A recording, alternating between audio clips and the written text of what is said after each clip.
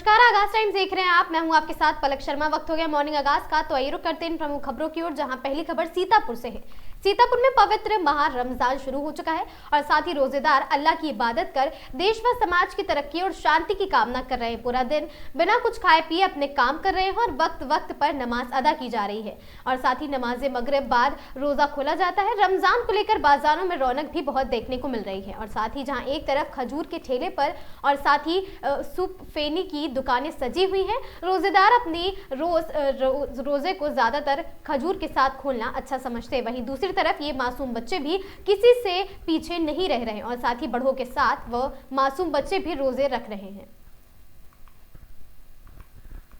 रमजान का महीना चालू हो चुका है। बुजुर्ग, महिलाएं सब लोग रोज़ा रख रहे हैं। वहीं नन्हे नन्हे बच्चे भी, मासूम बच्चे भी रोज़ा रखने में पीछे नहीं हैं। मेरे साथ इस समय दो नाबालिग बच्चे जुड़वा हैं, वो भी रोज़ा रखे हैं। आइए हम उनसे बात करते हैं। तुम्हारा क्या नाम है? मेरा नाम मोहम्मद यूसुफ। मोहम्मद यूसुफ, तुम रोज़ा हो? हाँ, रोजा है। रोज़ा काहे से इफ्तार करते हो? खजूर से। खजूर। तुम्हारा क्या नाम है? मोहम्मद अयाज। मोहम्मद अयाज। अयाज नाम है। तुम रोज़ा हो? हाँ। दोनों रोजे रखे? हाँ। अच्छा अच्छा अच्छा। रोज़ा काहे से इफ्तार करते हो? खजूर से। खजूर से। तुम दोनों सगे भाई हो? कौन सा बड़ा कौन है? ये हम बड़े हैं, हम बड़े हैं, छोटा है, हम इससे 1 मिनट बड़े हैं। तुम इससे 1 मिनट बड़े हो? हाँ। अच्छा अच्छा अच्छा अच्छा। नमाज पढ़ते हो? ये नन्हे नन्हे दो बच्चे, मासूम बच्चे बता रहे हैं कि हम भी रोजा रख रहे हैं। सीतापुर से मोहम्मद अब्बास, आगाज टाइम। नाम है तुम्हारा? मेरा नाम अबीहा फातिमा है। तुमने रोजे रखे हैं? हाँ, हमने सारे रोजे रखे हैं। पिछली बार रोजे रखे थे? पिछली बार हमने सारे रोजे रखे थे। रोजा इफ्तार काहे से करती हो? पहले हम नमाज पढ़ते हैं, फिर रोजा खोलते हैं। क्या क्या नाम है तुम्हारा? मेरा नाम साकिब है। तुमने क्या रोजा रखा है? आज हमारा तीसरा रोजा है। रोजा काहे से इफ्तार करते हो भैया? रोजा खजूर से इफ्तार करते हैं। तुम्हारा भैया? मोहम्मद यूसुफ। मोहम्मद यूसुफ, तुमने रोजा रखा है? आपने रखा है। कौन सा रोजा है तुम्हारा आज? मेरा पहला रोजा। पहला रोजा है। ठीक ठीक ठीक ठीक। नाम है तुम्हारा भैया? मोहम्मद हसन। तुमने आज रोजा रखा है? जी। कौन सा रोजा है तुम्हारा? ये दूसरा रोजा है। दूसरा रोजा है। अफ्तार में क्या खाते हो? अफ्तार में जो अम्मी बनाती वो खा लेते। तुम्हारा? मोहम्मद अब्बार रहमान खान। अच्छा अच्छा अच्छा। तुमने रोजा रखा है? अभी रोजे चल रहे हैं। तुमने आज रोजा रखा है? हाँ। रोजा हो? रोजा काहे से खोलते हो? अम्मी घर में बनाती खा लेते हैं। जो अम्मी जो घर में बनाती खा लेते वो खा लेते हो? ठीक ठीक। आपका क्या नाम है? अलाफिया। आप रोजे से हैं? हाँ, सारे रोजे रखते हैं। नमाजें पढ़ती हैं? सारी नमाजें पढ़ती हैं। क्या नाम है तुम्हारा? मेरा नाम मेहंदी अब्बास है। मेहंदी अब्बास है। रोजे रख रहे हो? जी, पिछले साल भी 20 रोजे रखे थे, इस साल भी इंशाल्लाह सारे रोजे रखेंगे। नमाज पढ़ते हो? जी, पहले नमाज पढ़ते हैं, उसके बाद रोजा खोलते हैं। जहाँ एक तरफ माह रमज़ान का महीना चालू हो चुका है, बुजुर्ग, महिलाएं सब लोग रोज़ा रख रहे हैं। वहीं नन्हे नन्हे बच्चे भी, मासूम बच्चे भी। खबर जौनपुर से है, जहां दिन दहाड़े युवक की हत्या से मचा हड़कंप। 25 वर्षीय युवक की चाकू मारकर हत्या हुई है। अज्ञात बदमाशों ने वारदात को अंजाम देकर फरार हो गए। अस्पताल पहुंचने पर चिकित्सक ने किया मृत घोषित। पुलिस शव को कब्जे में लेकर पोस्टमार्टम के लिए भेज चुकी है। बरसठी थाने क्षेत्र के जमुनीपुर गांव की पूरी घटना बताई जा रही है।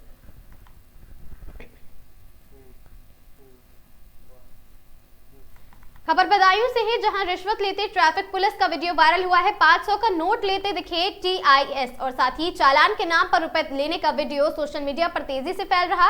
होली के त्योहार पर वाहन चालकों को चालान का भय दिखाकर वसूली के आरोप। कानून के रक्षक ही लगे हैं गंभीर आरोपी, उन पर इल्जाम। और साथ ही स्थानीय लोगों ने सुरक्षा व्यवस्था पर उठाए सवाल। दिन भर में हजारों रुपए की अवैध वसूली की चर्चा बनी है और गरीब और ग्रामीणों को बनाया जा रहा निशाना। लोगों का आरोप है बाजार में खरीदारी करने आए लोगों से उगाही की बात सामने आई। मामूली उच्च अधिकारियों से जांच व कार्रवाई की मांग की गई मामले को लेकर। और साथ ही पूरा मामला थाना बिसौली के कस्बा बिसौली का बताया जा रहा।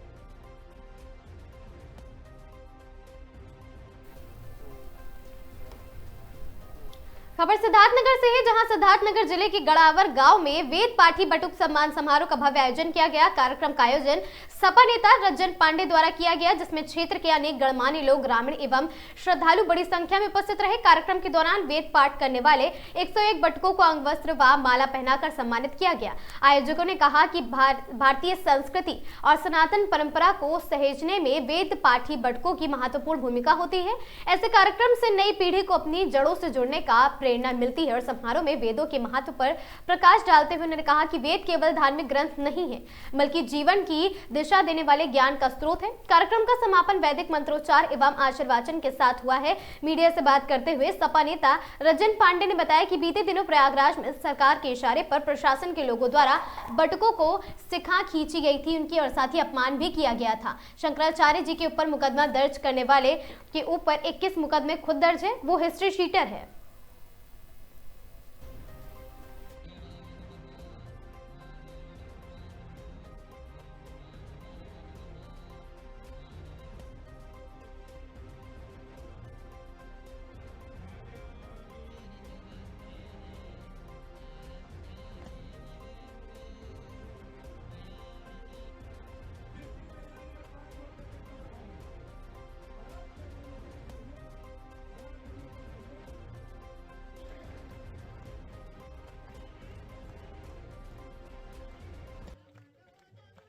आज क्या कहेंगे इसको लेकर? देखिए, अभी विगत दिनों प्रयागराज में बटुकों के ऊपर प्रशासन द्वारा सरकार के इशारे पर जो सिखा खींची गई, जो अभद्रता की गई, जो अपमान उनका हुआ, अभी तक कोई मुकदमा नहीं लिखा गया। मैं उसी कुछ में कि अगर ये लोग प्रशासन को अगवा करके शासन के लोग प्रशासन को अगर अगवा करके अपमान करने का काम करेंगे तो हम बटुकों का सम्मान करने का काम कर रहे हैं और करते रहेंगे, और उनकी लड़ाई निरंतर हम लोग लड़ते रहेंगे। यदि मुकदमा नहीं लिखा गया, न्याय नहीं मिला बटुकों को सिक्का खींचने का, तो ये सरकार हम लोग उखाड़ करके किसी भी तरीके से फेंकने का काम करेंगे। इसको जानिए। शंकराचार्य जी के ऊपर खुद मुकदमा दर्ज। अब शंकराचार्य जी के ऊपर मुकदमा दर्ज करवाने वाले के ऊपर 21 मुकदमा खुद दर्ज है, वो हिस्ट्री शीटर हैं। अब सरकार किसी को खड़ा करके दबाव में लेकर के किसी लड़के को मुकदमा करवा दे। अब जब मान लीजिए सनातन के शंकराचार्य के ऊपर, सनातन धर्म के अगुआ हमारे शंकराचार्य होते हैं, और शंकराचार्य के ऊपर अगर मान लीजिए इस तरह की घटनाएं हो रही हैं प्रायोजित रूप से, तो बताइए सनातन कहाँ जाएगा? सनातन का नाम लेकर के तो सरकार बना के कुर्सी बैठे हुए हैं लोग, और अगर सनातन का ही सम्मान नहीं रहेगा तो सनातन उनको कुर्सी से, सनातन धर्म के लोग उनको कुर्सी से उठाकर फेंकने का काम भी करेंगे।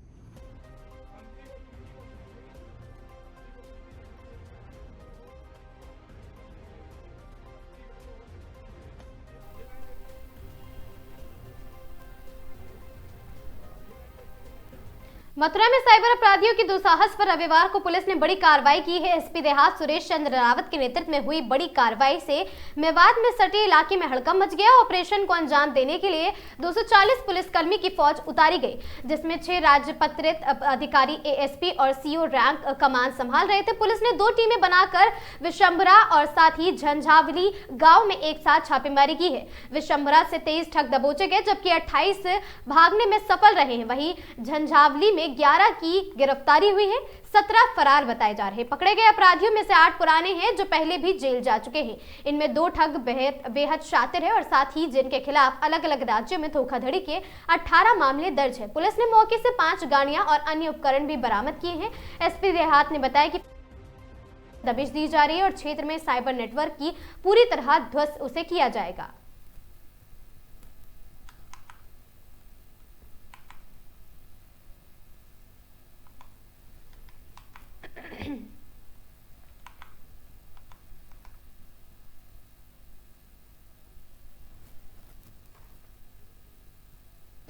जनपद मथुरा में साइबर अपराधियों द्वारा समय समय पर अपराध किए जाने की शिकायतें लगातार प्राप्त हो रही थी। एसएसपी मथुरा सर के निर्देश पर आज थाना शेरगढ़ में पुलिस के द्वारा एक बृहद ऑपरेशन किया गया है। जिसमें 2 गांव हैं जो नोटोरियस हैं साइबर फ्रॉड में, एक बिशंबरा है, एक जंघावली है। आज 2 टीमों के द्वारा 2 अलग अलग रेड्स की गई हैं, जिसमें कुल 6 राजपत्रित अधिकारी और इसके साथ साथ 13 थाना प्रभारी की टीम थी। कुल 240 पुलिस बल के साथ में दोनों जगह रेड की गई है। उसमें जो प्रतिबिंब पोर्टल के द्वारा जो हॉटस्पॉट चिन्हित किए गए थे और हमारी साइबर टीम जो लगातार कार्य कर रही थी, तो जो सक्रिय लोग थे उनको आइडेंटिफाई किया गया था, उनके घरों पर रेड की गई।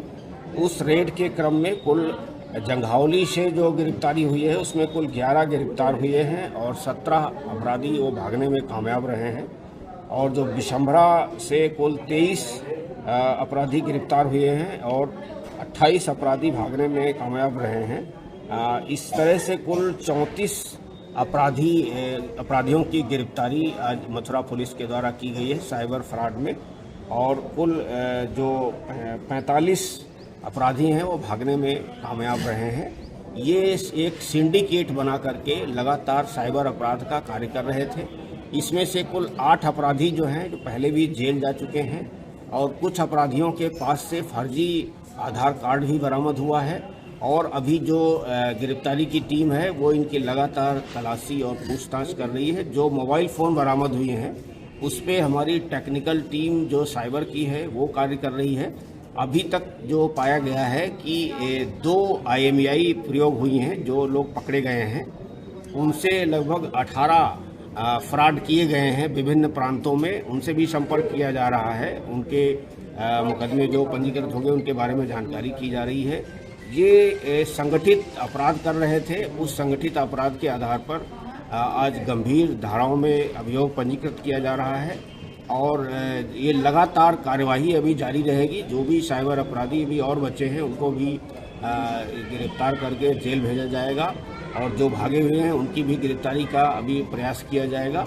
मथुरा पुलिस के द्वारा लगातार साइबर अपराधियों पे कठोर कार्रवाई की जा रही है और आगे भी जारी रहेगी। सर कोई बात किए गए? ये 5 के करीब वाहन भी जो हैं इनके पास से बरामद हुए हैं। जो छोड़ के लोग भागे हैं उनको अभी टीम हमारी लेकर के आई है और उनसे देखा जा रहा किसके वाहन।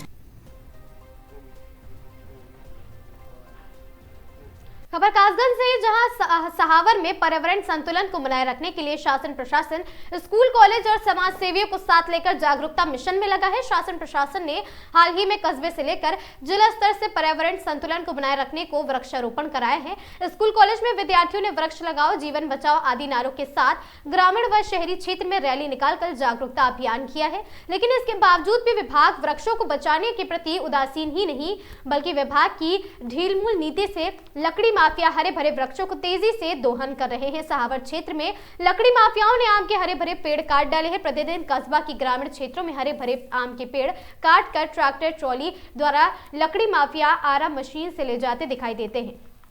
किसान यूनियन राजनैतिक के तहसील अध्यक्ष सहावर ने कहा कि एक और जहां सकरन वन संपदा के संरक्षण के लिए करोड़ों रुपए खर्च कर रहे हैं, वहीं पौधारोपण अभियान चला रहे हैं, वहीं दूसरी ओर क्षेत्र में लकड़ी माफिया इन प्रयासों को विफल कर रहे हैं। इन दिनों माफिया फलदार और वृक्षों को लगातार काट रहे हैं और आम के हरे भरे पेड़ लगातार काट कर आरा मशीन पर भरे जा रहे हैं।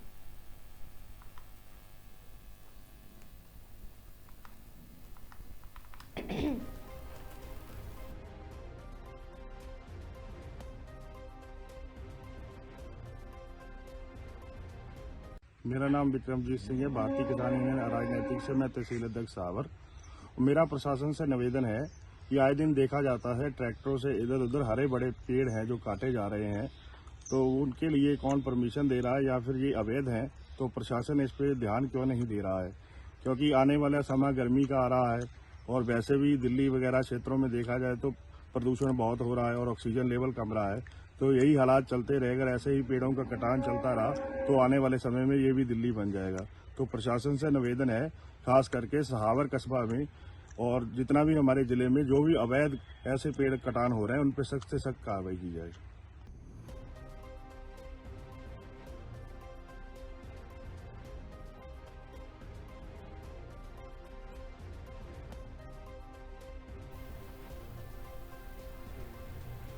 मेरा नाम विक्रमजीत सिंह है। भारतीय किसान यूनियन खबर मैनपुरी से है, जहां पंचायत चुनाव फर्जी वोट को लेकर हुआ खूनी जमकर संघर्ष और चले लाठी डंडे। वोट कटवाने को लेकर हुआ खूनी संघर्ष, 11 लोग गंभीर रूप से घायल हुए हैं।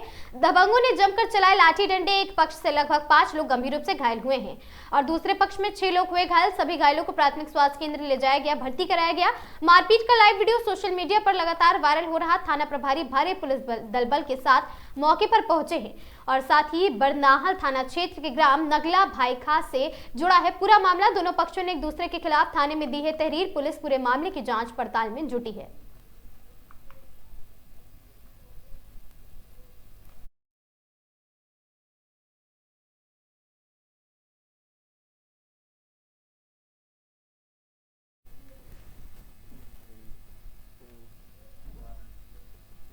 खबर सीतापुर से है, जहां दबंग प्रधान ने साथियों के साथ मिलकर की युवक की जमकर पिटाई। राइफल लेकर दबंग करते दिखे हैं। युवक सीसीटीवी कैमरे में हुआ कैद और सीसीटीवी में दबंग राइफल लेकर युवक को दे रहा जान से मारने की धमकी। प्रधानी का चुनाव लड़ने को लेकर हुआ था विवाद। पीड़ित ने पुलिस को दी है लिखित तहरीर। जनपद के देहात कोतवाली क्षेत्र भगवानपुर गाँव का मामला।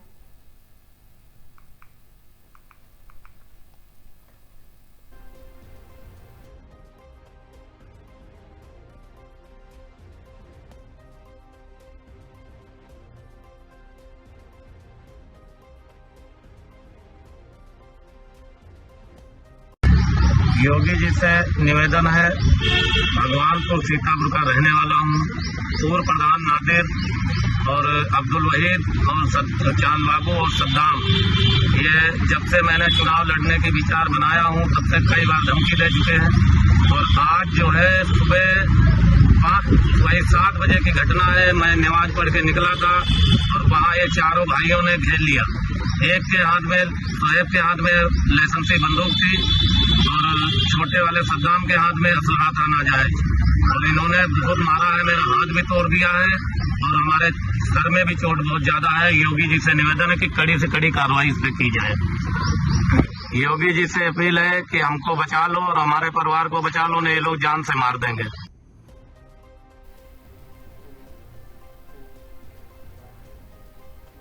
सीतापुर संत निरंकारी मिशन के तत्वाधान में प्रोजेक्ट अमृत के अंतर्गत जल स्रोतों की स्वेच्छा हेतु विशेष अभियान का आयोजन किया गया और पिराई नदी खगेसरिया मऊ में किया गया। इस अभियान में Sant Nirankari mission foundation, SNCF के वॉलंटियर, सेवा दल के सदस्य एवं साधु संगत के उत्साहपूर्वक भाग लिया है। कार्यक्रम में मुखी अशोक कश्यप जी की गरिमामय उपस्थिति रही। उन्होंने निरंकारी सेवा दल का उत्साहवर्धन करते हुए कहा कि जल संरक्षण केवल सामाजिक जिम्मेदारी ही नहीं बल्कि आध्यात्मिक कर्तव्य भी। निरंकारी सेवा दल ने पिराई नदी तट पर फैले प्लास्टिक एवं अन्य अपशिष्ट पदार्थों को एकत्रित कर स्वच्छता का संदेश दिया। इस अवसर पर सभी ने संकल्प लिया है कि जल स्रोतों को स्वच्छ एवं प्रदूषण मुक्त रखने में सक्रिय भूमिका निभाएंगे। यह अभियान समाज में पर्यावरण संरक्षण एवं स्वच्छता के प्रति जागरूकता बढ़ाने की दिशा में एक प्रेरणादायक पहल सिद्ध हुआ है।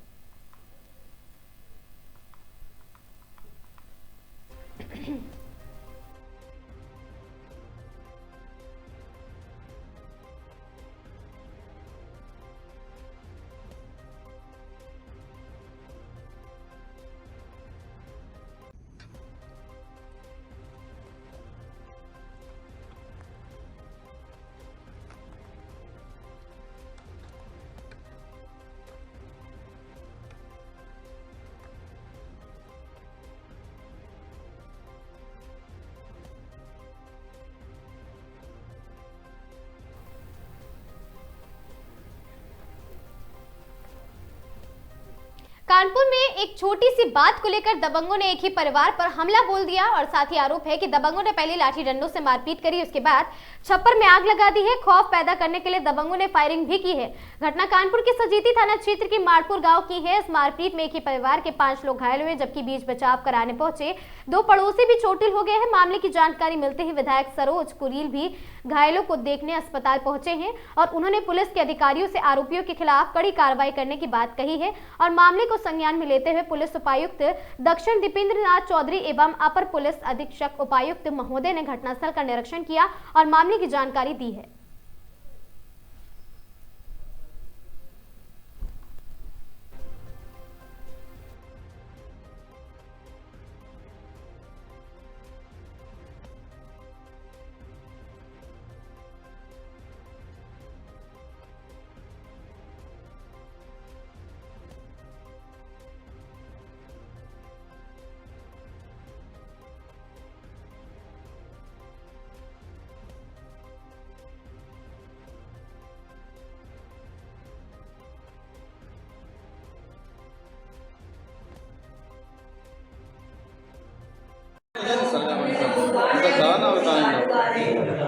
खाना भी नहीं खावा, जब झगड़ा हुआ तो उनको करके आ गए ना, तो उधर के हम के बाद में फिर मार दोनों एक हाँ वो गड़गड़ी का लौंडा गड़गड़ी का लौंडा प्रधान का सरगाह का प्रधान पुत्र और सरगाह का है। ये ग्राम मढ़ा थाना सजेती का गांव है।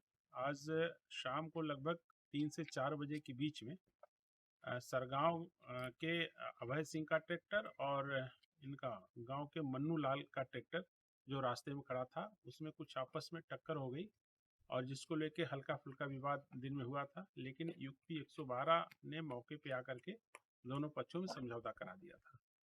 आज पुनः रात्रि में लगभग 8:30 बजे के आसपास सरगांव से कुछ लड़के अभय सिंह यादव और उनके पक्ष के लोग यहाँ आए और मन्नू लाल के पक्ष के साथ मारपीट करी है और इसमें 4 लोगों को चोटें आई हैं, जिनका इलाज घाटमपुर CSC में हो रहा है।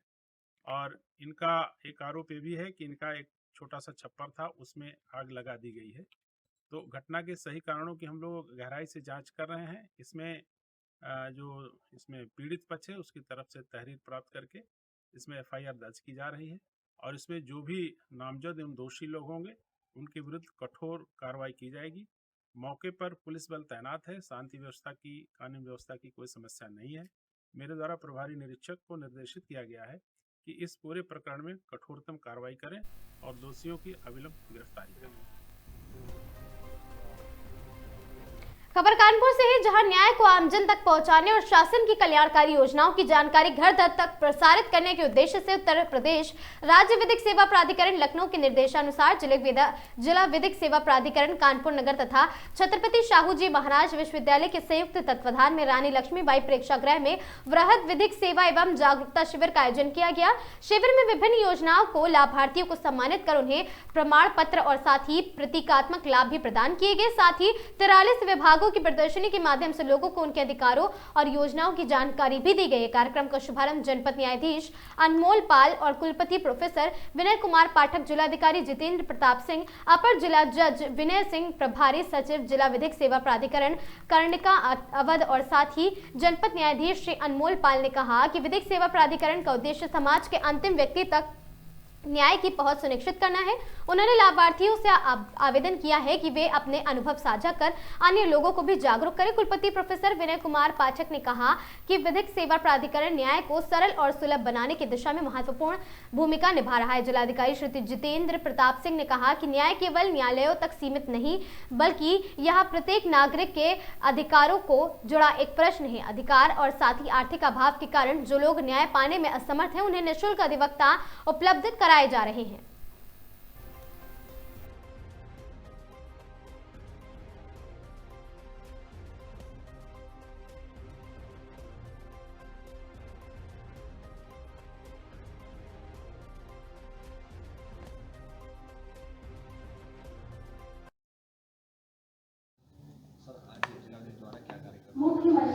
सालसा के निर्देश पे आज जिला विधिक सेवा प्राधिकरण की ओर से एक मेगा शिविर का आयोजन किया जा रहा है, जो कि आपका छत्रपति शाहू जी महाराज विश्वविद्यालय में आयोजित किया गया है। यहाँ पे इस जनपद के 42 विभागों को आमंत्रित किया गया है। वो लोग यहाँ पर आकर के स्टॉल लगा रहे हैं, अपने जन कल्याणकारी योजनाओं के बारे में लोगों को अवगत कराएंगे और पात्र व्यक्तियों को यहाँ पे लाभान्वित किया जा रहा है। कितने लोगों को लाभान्वित? करीब 1200 की हमारी जनसंख्या है जो यहाँ पर आ रही है और उनको यहाँ पे लाभान्वित किया जाएगा, उनको अवगत कराया जाएगा उनके अधिकारों से, और यही हमारा उद्देश्य है कि न्याय सब तक पहुँचे। ये हमारा कार्यक्रम है। हाँ, एक मेगा शिविर का आयोजन किया गया है जिसमें 42 विभाग आ रहे हैं और वो अपनी योजनाओं से लोगों को अवगत कराएंगे। विधिक सेवा का एक शिविर लगाया गया सर, क्या है इसका उद्देश्य? आज एक यहाँ पे वृहद विधिक साक्षरता एवं सेवा शिविर लगा है कानपुर यूनिवर्सिटी में, और इसका उद्देश्य ये है कि जो विभिन्न हमारी लाभार्थी परक सेवाएं हैं उसके लाभार्थियों के जो अधिकार हैं सेवाओं के सापेक्ष, उनसे उनको जागरूक किया जाए, लीगल फ्रेमवर्क में उन्हें कैसे जोड़ सकते हैं ये उन्हें बताया जाए। और साथ ही साथ हम लोगों ने आज यहाँ पर विशेष एक और भी कैंप लगाया है कि जो मतदाता बनना चाहते हैं आज 22 फरवरी में, उनको भी ये फॉर्म 6 अवेलेबल हैं, वो अपना नाम चेक कर सकते हैं वोटर लिस्ट में और उसके क्रम में वो हमारे मतदाता बन सकते हैं।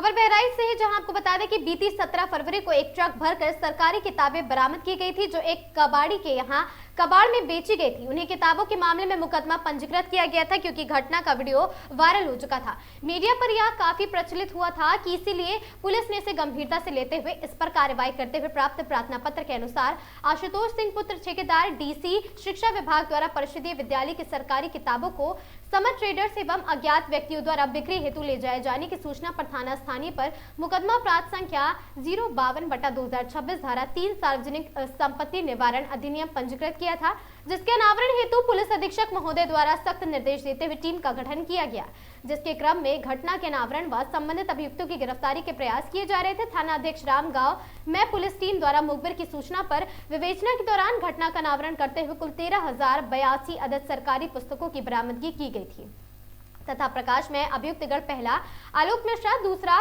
दिलशाद अली, तीसरा शुभांकर गुप्ता एवं चौथा अर्जुन पुत्र शहजादे को गिरफ्तार किया गया था। पूछताछ के दौरान यह तथ्य प्रकाश में आया कि अभियुक्त आलोक मिश्रा, जो BSA कार्यालय में अनुचर के पद पर कार्यरत है, जो सरकारी पुस्तकों के रखरखाव का कार्य करता है, धन लाभ के उद्देश्य से अपने साथियों शुभांकर गुप्ता, अर्जुन, समीर अहमद एवं दिलशाद अली के साथ मिलकर स्टॉक से सरकारी पुस्तकों का गबन कर अवैध रूप से विक्रय किया गया, जिसके आधार पर अभियोग में धारा 61(2)A 316(5) BNS वृद्धि करते हुए गिरफ्तार शुदा उपरोक्त चारों अभियुक्तों को विधिक कार्रवाई पूर्ण कर माननीय न्यायालय रवाना किया गया था।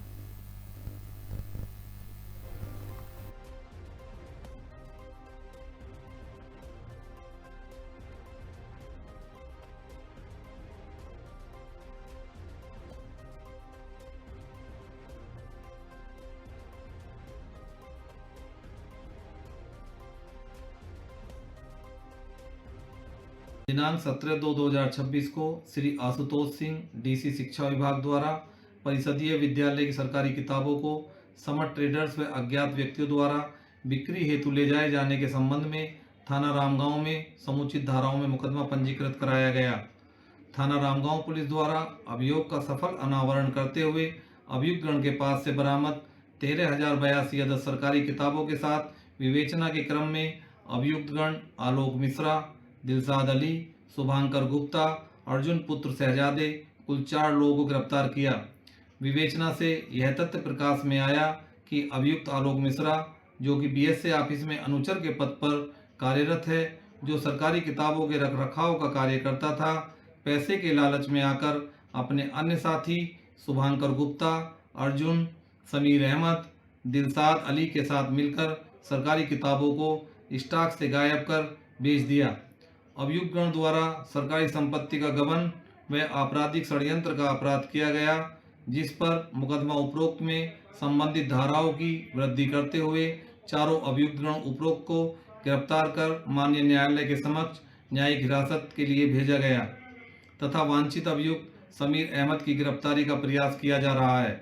विवेचना के क्रम में यह तथ्य भी प्रकाश में आया कि अभियुक्त दिलशाद की कबाड़ की दुकान में सरकारी किताबों के पाए व बेचे जाने का वीडियो वायरल कर देने के नाम पर 3 लोगों द्वारा अभियुक्त दिलशाद उपरोक्त से धमकी देकर पैसा लिया गया, जिस संबंध में विवेचना की जा रही है। साक्ष्य प्राप्त होने पर विधिक कार्रवाई अमल में लाई जाएगी। विवेचनात्मक कार्रवाई प्रचलित है।